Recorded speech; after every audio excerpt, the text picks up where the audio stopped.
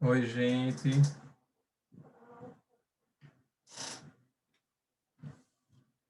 Tudo tranquilo com vocês? Estamos aqui, né, mais uma vez para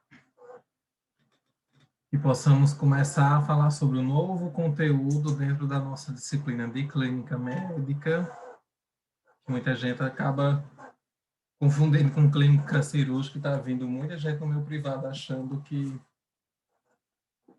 eu sou professor de clínica cirúrgica, só que não é o caso. Acredito que vocês devem estar bem sobrecarregados, né, com bastante coisa para dar conta. Enfim, a gente vai falar hoje um pouquinho sobre sistema respiratório, né?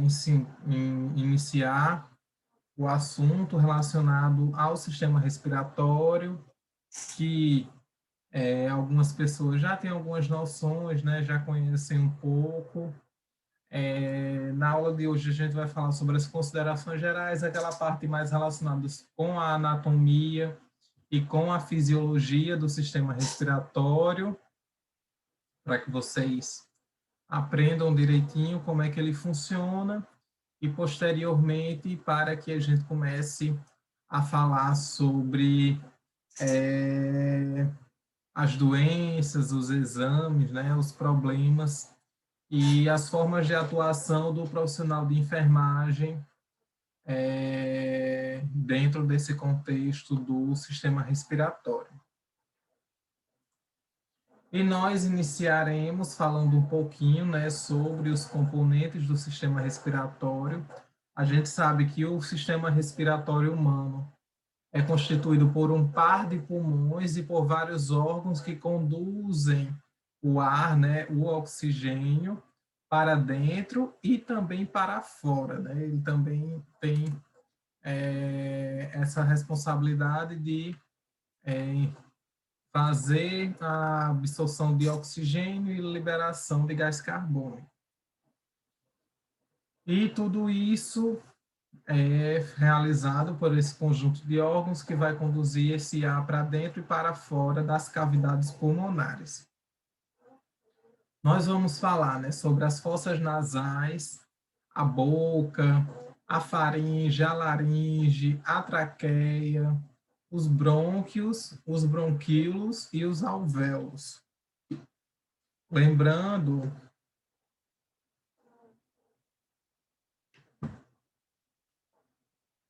não, né? Informando que esses três últimos aí, os brônquios, bronquíolos e alvéolos, eles estão localizados nos pulmões, né? Eles ficam dentro dos pulmões. Aqui na imagem a gente consegue ver, né? Aqui, né? Brônquios, alvéolos, bronquíolos, aqui o brônquio. A gente consegue ver bem detalhado na imagem. As fossas nasais ou cavidade nasal, boca, a faringe, a laringe, a traqueia, que levou lá também até os pulmões, né? O pulmão direito e o pulmão esquerdo. E aqui também a gente vai ter o diafragma, que é um músculo também que ajuda na respiração. Nós vamos falar um pouquinho mais sobre ele adiante. E vamos começar, né, falando das fossas nasais. Aqui a gente consegue ver, né, a imagem das fossas nasais, que são essas duas cavidades paralelas que começam nas narinas, nos nossos narizes, e terminam na faringe, né? Aqui é o nariz e aqui já é a faringe. E toda essa região aqui é a região da fossa nasal. Elas são separadas, ou seja, a gente vai ter fossa nasal direita e esquerda. Elas são separadas uma da outra por uma parede cartilaginosa que a gente tem, né, denominada de septo nasal, que a gente tem nos nossos narizes, né, e em seu interior há dobras, né, que são chamados de cornetos nasais, que esses cornetos nasais forçam o ar a turbilhonar, né? Fazer um movimento de turbilhão dentro das narinas, das nossas narinas. Ela possui um revestimento, né, dotado de células produtoras de muco e de células ciliadas, também presente nas porções inferiores das vias aéreas, como traqueia, brônquios, e porção inicial dos bronquíolos também vão ter células como essa. E no teto das fossas nasais também vão existir algumas células sensoriais responsáveis pelo olfato, né? São as células que ajudam na captação dos cheiros, né? Responsáveis pelo olfato. E as fossas, elas também têm essa função, né? De filtrar, fazer umedecer e também de aquecer o ar para que o ar ele entre numa temperatura adequada o suficiente para os nossos pulmões, né? Porque a gente sabe que ar quente demais ou ar muito frio pode trazer danos aos nossos pulmões. A faringe, né? A gente já falou também da faringe quando a gente iniciou falando um pouquinho sobre o sistema digestório. E a faringe é um canal, né, comum ao sistema digestório e respiratório e comunica-se com a boca e com as fossas nasais. Essa região aqui. A gente percebe a comunicação com a boca, que é a boca, e também a comunicação com nossas fossas nasais. O ar que é inspirado pelas narinas, né, ou pela boca, passa obrigatoriamente pela faringe antes de chegar na laringe, né, que é a próxima estrutura que nós vamos tratar aqui. A laringe é um tubo, né, que é sustentado por peças de cartilagem articuladas, situado na parte superior do pescoço, em continuação à faringe, né? E a entrada da laringe se chama glote, que acima dela, né, existe uma espécie de lingueta de cartilagem denominada de epiglote, que funciona necessariamente como uma válvula, né? Essa válvula ela ajuda para que a gente não tenha tantos episódios de engasgo. Ou seja, quando a gente se alimenta, a laringe vai subir, e sua entrada, né, é fechada pela epiglote. Quando a gente faz a deglutição, a laringe sobe, a epiglote fecha a entrada da laringe, impedindo que entre alimentos dentro de sua estrutura. E isso impede que o alimento ingerido penetre nas vias respiratórias. E quando isso não ocorre adequadamente, vai ter o episódio de engasgo, né, que a gente já sabe. E também a gente vai ter, né, um epitélio que reveste a laringe, que esse epitélio ele vai apresentar pregas, as cordas nasais, que são chamadas de cordas nasais, capazes de produzir sons durante a passagem do ar. Né? É a passagem do ar que faz a vibração das cordas nasais e permite com que a gente fale, né? Com que a gente se comunique de forma verbal. Aqui eu trago para vocês a traqueia.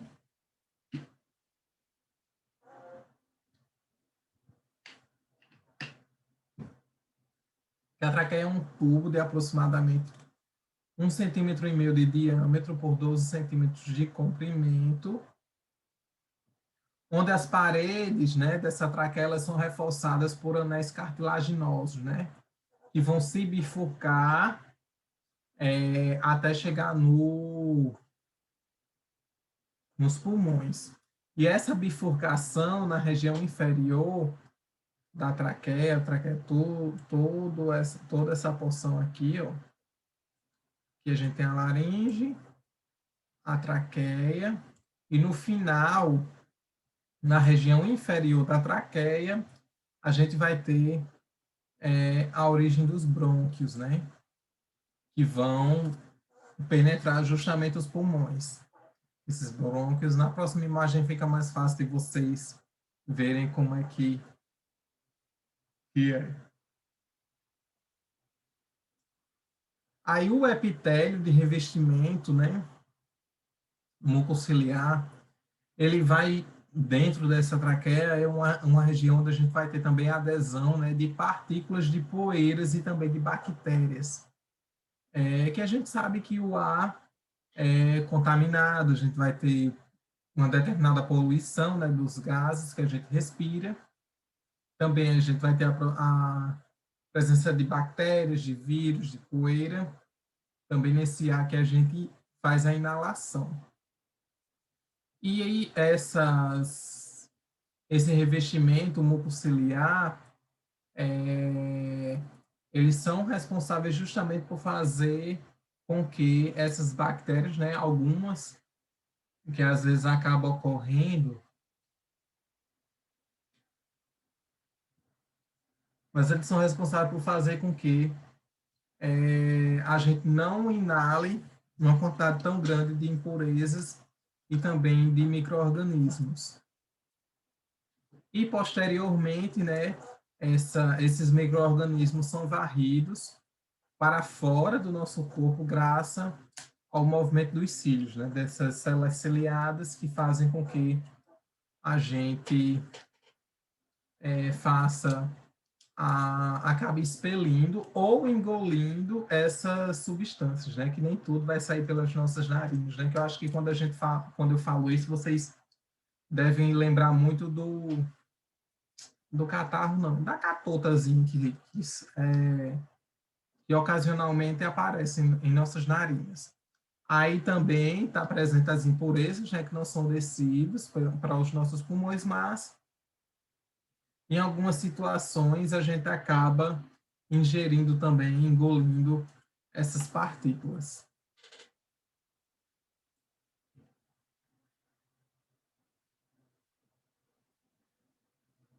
Aqui a gente tem os pulmões, que é outra estrutura do sistema respiratório, né, que eu acredito que seja bem mais conhecido para vocês.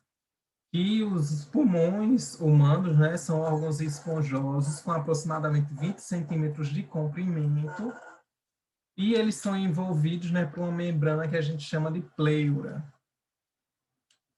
Dentro dos pulmões, né, quando já está nos pulmões, os brônquios, né, aqui a gente vai ter os brônquios, brônquio direito, brônquio esquerdo, vão se ramificar e vão dar origem a tubos cada vez mais finos, né, que a gente chama de bronquíolos. O conjunto altamente ramificado de bronquíolos é o que a gente chama de árvore brônquica, ou árvore respiratória também. E cada bronquíolo ele vai terminar em pequenas bolsas formadas por células epiteliais achatadas, que é um tecido epitelial pavimentoso. Não se preocupem com esses termos, que eu não vou estar cobrando isso. Que são recobertas por capilares sanguíneos, que são denominados de alvéolos pulmonares, que é justamente nos alvéolos onde a gente tem o processo de troca gasosa. Eu vou explicar um pouco mais sobre isso. Outra estrutura, né, bastante conhecida é o diafragma, que é uma musculatura que ajuda, que a gente consegue ver, ó, que ele vai ajudar nesse momento de inspiração e expiração do nosso corpo, né? E a base, né, cada base do pulmão apoia-se no diafragma, né, um fino músculo que separa o tórax do abdômen, presente apenas nos mamíferos, promovendo juntamente com os músculos intercostais. Aqui nessa imagem a gente não vai ter, mas aqui, ó, entre as costelas, a gente também tem estruturas musculares que vão ajudar nos movimentos respiratórios, né? Músculos eles vão promover esse movimento da respiração e expiração. Ele é localizado, né, o diafragma logo acima do estômago, ou seja, um pouquinho mais abaixo do diafragma a gente tem o estômago, e o nervo responsável por fazer esse controle dos movimentos do diafragma é o que a gente chama de nervo frênico.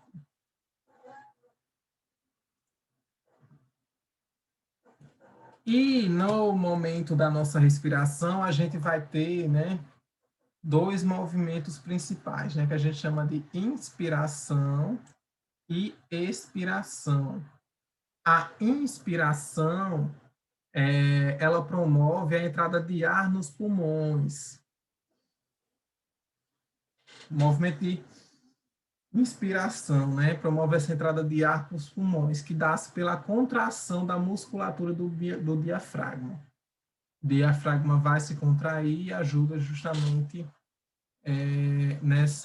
nesse movimento de inspiração, tanto do diafragma quanto os músculos intercostais. Aí o diafragma vai se abaixar, as costelas se elevam, promovendo o aumento da caixa torácica, né, do nosso peito.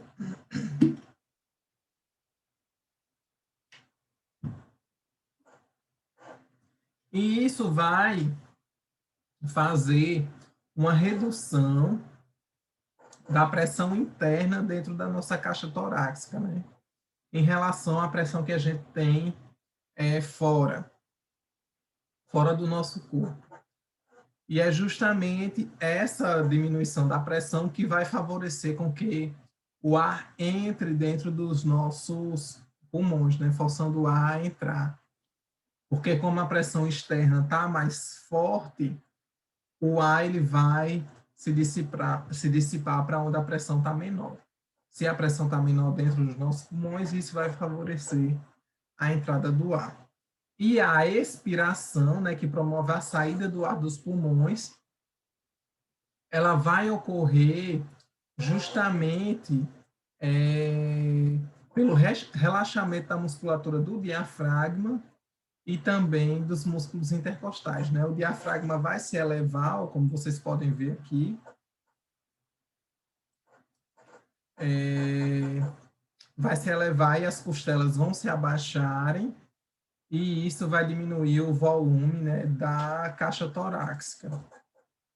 E isso vai aumentar a pressão interna dentro dos nossos pulmões, forçando o ar a sair, né, porque a pressão interna vai ser maior do que a pressão externa. E aqui também a gente fala um pouquinho sobre o processo de troca gasosa, né? A gente sabe que o transporte do oxigênio é de responsabilidade da hemoglobina, né? Que é a proteína presente nas hemácias.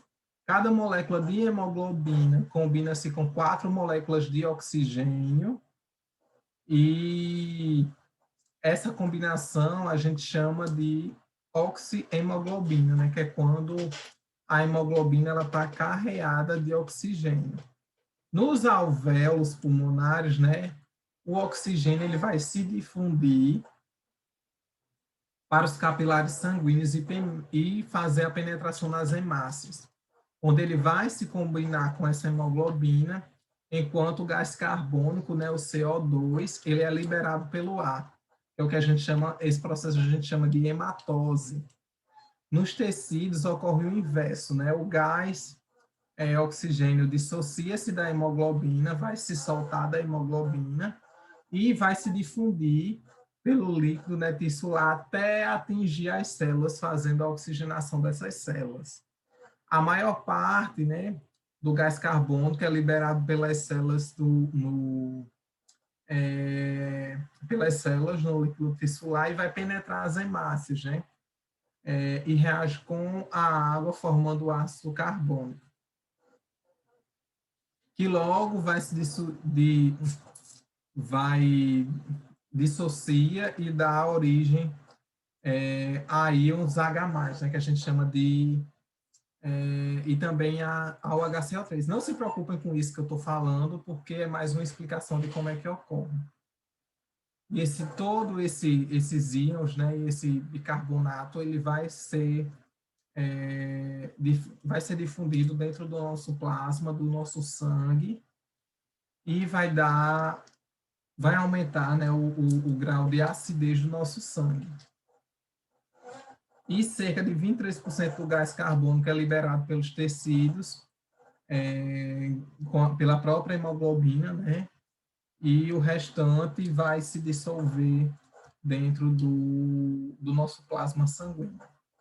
Enfim, dessa aula vocês sabem um pouquinho das estruturas, sabem como é que funciona, sabem como é que ocorre toda essa parte do transporte. Aqui a gente vai ter meio que uma explicação. Aqui a gente tem o alvéolo pulmonar. E aqui nós temos os tecidos, né, que precisam de oxigênio. Aí o que é que ocorre? A gente vai ter o transporte, né, via arterial. Imaginem que aqui é via arterial e aqui é a rede venosa, né, das veias. A gente vai ter, né, os alvéolos colocando o oxigênio aqui, né, o O2, dentro da nossa corrente sanguínea. E esse O2, né, ele vai ser transportado aqui, ó, HbO2, ele vai ser transportado pela hemoglobina, né, esse Hb é de hemoglobina e o O2 é de oxigênio, pela oxihemoglobina, que a gente tem a oxihemoglobina, e vai transportar esse H2 até os tecidos. Quando chega nos tecidos, o oxigênio ele entra nos tecidos para poder nutrir essas células e a gente vai ter o retorno, né, aqui com o gás carbônico até os alvéolos, onde a gente vai ter a troca novamente de CO2 por O2.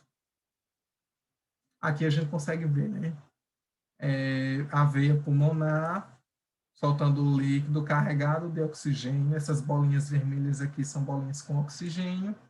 E a gente vai ter, né, a rede venosa com bolinhas carregadas de CO2, que é o gás carbônico. E a hematose é a troca de oxigênio por gás carbônico nos alvéolos. Basicamente é isto. Enfim, muito obrigado pela atenção de vocês. Na próxima aula a gente vai falar sobre as afecções do sistema respiratório, né? Quais são os principais problemas que atingem o nosso sistema respiratório. Bye, bye e até a nossa próxima aula.